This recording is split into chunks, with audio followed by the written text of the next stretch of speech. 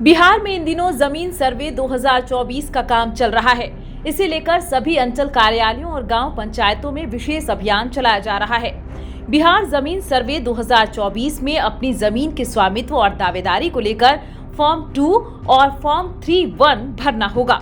इन दोनों फॉर्म को भरने में काफी सावधानी बरतने की जरूरत है, अन्यथा बाद में मुश्किलों का सामना करना पड़ सकता है। भूमि और राजस्व विभाग की ओर से ये जानकारी दी गई है कि बिहार भूमि सर्वे 2024 के तहत लोगों को सिर्फ 2 फॉर्म भरने हैं।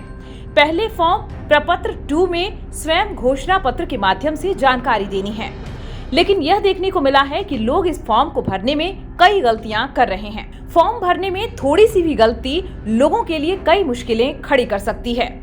बिहार लैंड सर्वे 2024 को लेकर लोग वेबसाइट के लिंक से फॉर्म को डाउनलोड कर प्रिंट निकाल सकते हैं। प्रिंट निकालने के बाद प्रपत्र 2 में सबसे पहले ये जानकारी देनी है कि जमीन पर उनका शेयर किस आधार पर बनता है। यदि किसी भूखंड के रैयत के रूप में खतियान में उसके पिता का नाम दर्ज है और उनकी मां का भी निधन हो गया है, तो उस भूखंड के उत्तराधिकारी उनके पुत्र होंगे। अब यदि रैयत के 2 पुत्र हैं और उनके बीच मौखिक बंटवारा हो चुका है, तो इसके लिए उन्हें फॉर्म भरना होगा। इसके बाद रैयत के उत्तराधिकारियों का खतियान में नाम दर्ज हो जाएगा। खतियान में दर्ज रैयत के उत्तराधिकारी को बताना होगा कि वे अलग अलग खतियान बनवाना चाहते हैं या एक ही में नाम दर्ज करवाना चाहते हैं। इसके लिए उन्हें सबसे पहले स्वामित्व से संबंधित राजस्व ग्राम का नाम भरना होगा, फिर मौजा और खाता नंबर भरना होगा। इसके अलावा थाना और फिर हल्का नंबर के अलावा अंचल और जिले का नाम भरना होगा। इस स्थिति में यदि किसी रैयत के पास 100 डिसमिल जमीन है, तो दोनों के बीच 50-50 डिसमिल का बंटवारा हो सकता है। यदि आपसी सहमति हो तो इसमें बढ़ाया या घटाया भी जा सकता है।